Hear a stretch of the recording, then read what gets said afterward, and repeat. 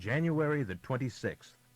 Exodus 2:11 through 3:22. One day many years later, when Moses had grown up and become a man, he went out to visit his fellow Hebrews and saw the terrible conditions they were under. During his visit, he saw an Egyptian knock a Hebrew to the ground, one of his own Hebrew brothers. Moses looked this way and that to be sure no one was watching, then killed the Egyptian and hid his body in the sand. The next day, as he was out visiting among the Hebrews again, he saw two of them fighting. "What are you doing, hitting your own Hebrew brother like that?" He said to the one in the wrong. "And who are you? I suppose you think you are our prince and judge. And do you plan to kill me, as you did that Egyptian yesterday?" When Moses realized that his deed was known, he was frightened. And sure enough, when Pharaoh heard about it, he ordered Moses arrested and executed. But Moses ran away into the land of Midian. As he was sitting there beside a well, 7 girls who were daughters of the priest of Midian came to draw water and fill the water troughs for their father's flocks. But the shepherds chased the girls away. Moses then came to their aid and rescued them from the shepherds and watered their flocks. When they returned to their father Reuel, he asked, "How did you get the flocks watered so quickly today?" An Egyptian defended us against the shepherds. He drew water for us. And watered the flocks. Well, where is he? Did you just leave him there? Invite him home for supper.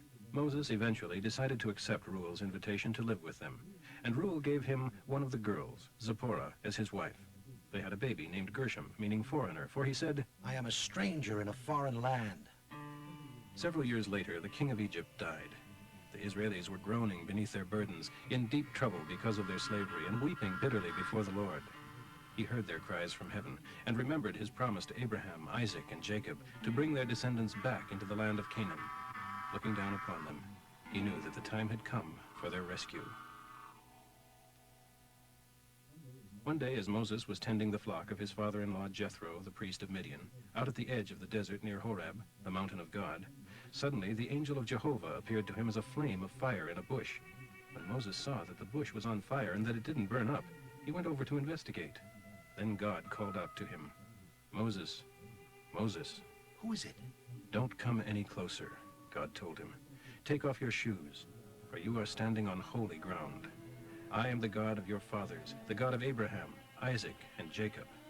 Moses covered his face with his hands, for he was afraid to look at God. Then the Lord told him, "I have seen the deep sorrows of my people in Egypt, and have heard their pleas for freedom from their harsh taskmasters. I have come to deliver them from the Egyptians, and to take them out of Egypt into a good land, a large land, a land flowing with milk and honey, a land where the Canaanites, Hittites, Amorites, Perizzites, Hivites, and Jebusites live. Yes, the wail of the people of Israel has risen to me in heaven, and I have seen the heavy tasks the Egyptians have oppressed them with. Now I am going to send you to Pharaoh, to demand that he let you lead my people out of Egypt." "But I'm not the person for a job like that." Then God told him, "I will certainly be with you, and this is the proof that I am the one who is sending you. When you have led the people out of Egypt, you shall worship God here upon this mountain." But Moses asked, "If I go to the people of Israel and tell them that their father's God has sent me, they will ask, 'Which God are you talking about?' What shall I tell them?" "The sovereign God," was the reply. "Just say, 'I am has sent me.'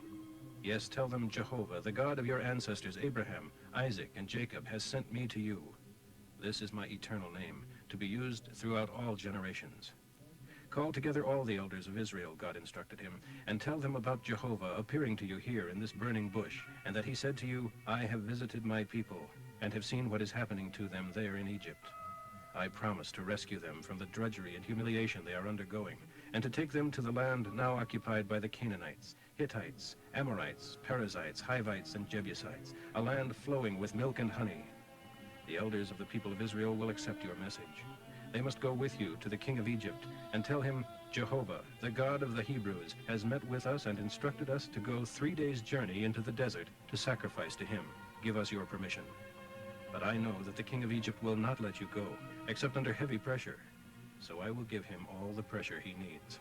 I will destroy Egypt with my miracles, and then at last he will let you go. And I will see to it that the Egyptians load you down with gifts when you leave, so that you will by no means go out empty-handed. Every woman will ask for jewels, silver, gold, and the finest of clothes from her Egyptian master's wife and neighbors. You will clothe your sons and daughters with the best of Egypt."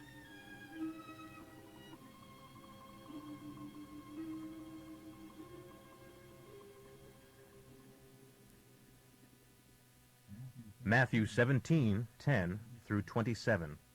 His disciples asked. Why do the Jewish leaders insist Elijah must return before the Messiah comes? Jesus replied, "They are right. Elijah must come and set everything in order, and in fact he has already come.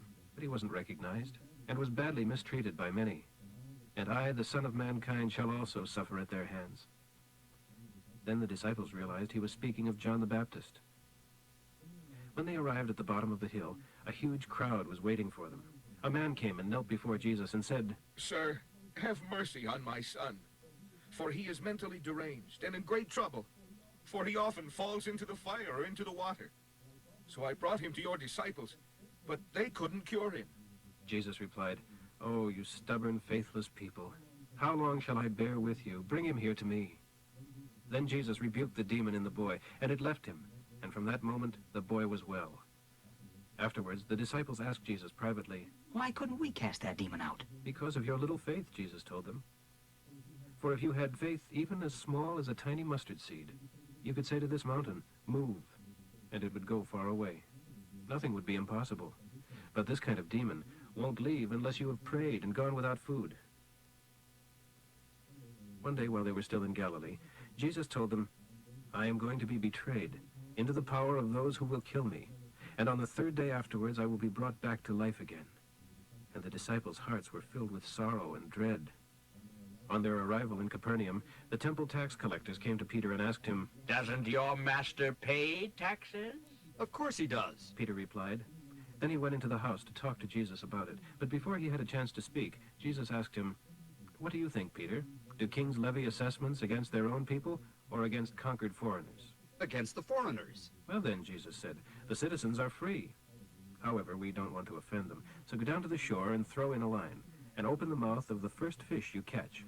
You will find a coin to cover the taxes for both of us. Take it and pay them." Psalm 22, 1 through 18. My God, why have you forsaken me? Why do you refuse to help me, or even to listen to my groans? Day and night I keep on weeping, crying for your help, but there is no reply. For you are holy. The praises of our fathers surrounded your throne. They trusted you, and you delivered them. You heard their cries for help and saved them. They were never disappointed when they sought your aid. But I am a worm, not a man, scorned and despised by my own people and by all mankind. Everyone who sees me mocks and sneers and shrugs. Is this the one who rolled his burden on the Lord? They laugh. Is this the one who claims the Lord delights in him? We'll believe it when we see God rescue him. Lord, how you have helped me before. You took me safely from my mother's womb and brought me through the years of infancy. I have depended upon you since birth. You have always been my God.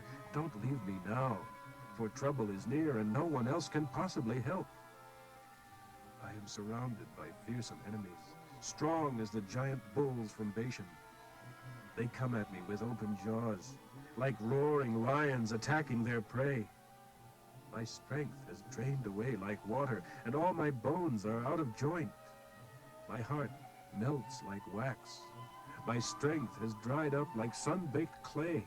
My tongue sticks to my mouth. For you have laid me in the dust of death. The enemy, this gang of evil men, circles me like a pack of dogs. They have pierced my hands and feet.